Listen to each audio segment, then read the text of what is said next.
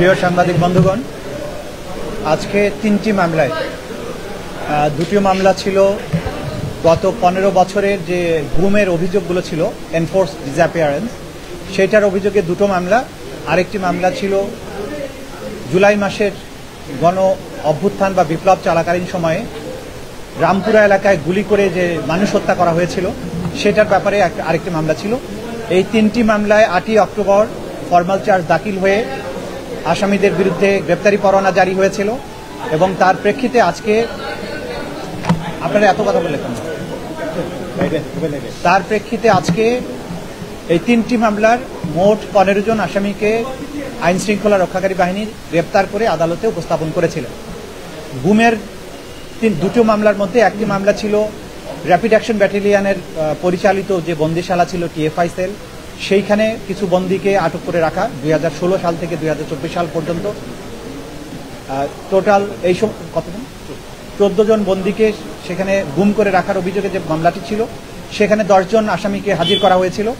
তাদেরকে গ্রেপ্তার দেখিয়ে কারাগারে প্রেরণের নির্দেশ দেওয়া হয়েছে এবং পরবর্তী তারিখ 20 নভেম্বর ধার্য করা হয়েছে। এবং এই মামলায় শেখ হাসিনা সহ জেনারেল তারিক সিদ্দিকী সহ যে সমস্ত আসামি পলাতক আছেন তাদের বিরুদ্ধে পত্রিকায় বিজ্ঞপ্তি দিয়ে হাজির হওয়ার জন্য নির্দেশ দেওয়া হয়েছে।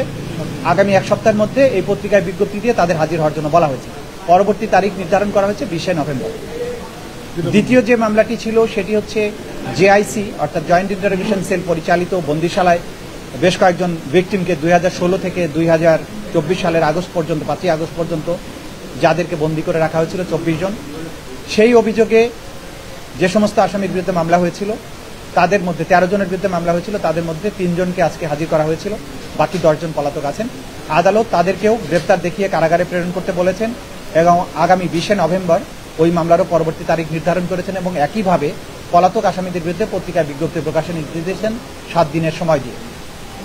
তৃতীয় মামলাটি ছিল রামপুরায় 18 এবং 19 জুলাই 2024 সালে গুলি করে, বিশেষ করে ওইখানে কিছু বিজিবি সদস্য যারা গুলি করে আন্দোলনকারীদের হত্যা করেছিলেন, মোট 28 জনকে হত্যার অভিযোগে ওই অভিযোগটি করা হয়েছিল। সেই মামলাটিতেও আসামিদেরকে কারাগারে প্রেরণের নির্দেশ দেওয়া হয়েছে এবং পরবর্তী তারিখ নির্ধারণ করা হয়েছে 5ই নভেম্বর।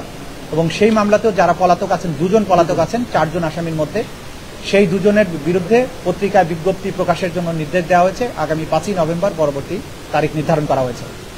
আজকে যাদেরকে উপস্থিত করা হয়েছিল তাদেরকে গ্রেপ্তারের ব্যাপারে, বিচারকে সোপর্দ করার ব্যাপারে আইন শৃঙ্খলা রক্ষাকারী বাহিনী যেমন কাজ করেছেন, তেমনিভাবে বাংলাদেশের সার্বভৌমত্বের রক্ষক হিসাবে আমরা যাদেরকে মনে করি বাংলাদেশ সেনাবাহিনী, তারা এই আদালতের প্রক্রিয়াকে সাহায্য করেছেন। তারা ঘোষণা দিয়েছিলেন যে ল অব দি ল্যান্ডের প্রতি তারা শ্রদ্ধাশীল থাকবেন, বিচার প্রক্রিয়ার প্রতি তাদের সমস্ত সমর্থন থাকবে। তারা সেই সমর্থন আমাদেরকে দিয়েছেন, আইন শৃঙ্খলা রক্ষাকারী বাহিনীকে দিয়েছেন। এই আসামিদেরকে গ্রেপ্তার করে আদালতে হাজির করার ব্যাপারে তারা সম্পূর্ণ সহযোগিতা করেছেন। এটা আইন শৃঙ্খলা রক্ষাকারী বাহিনীর মাধ্যমে আমরা জানতে পেরেছি। সুতরাং দেশপ্রেমিক সেনাবাহিনীর ব্যাপারে যে সমস্ত অপপ্রচার যারা করেন তাদেরকে আমরা বলবো অপপ্রচার করবেন না। ল অব দি ল্যান্ড এবং বিচার প্রক্রিয়া একটা রাষ্ট্রের সভ্যতার মাপকাঠি নির্ধারণ করে। একটা রাষ্ট্র কতটা ফাংশনাল আছে সেটা নির্ধারিত হয় সেই রাষ্ট্রের জুডিশিয়ারি কতটা স্মুথলি ফাংশন করে।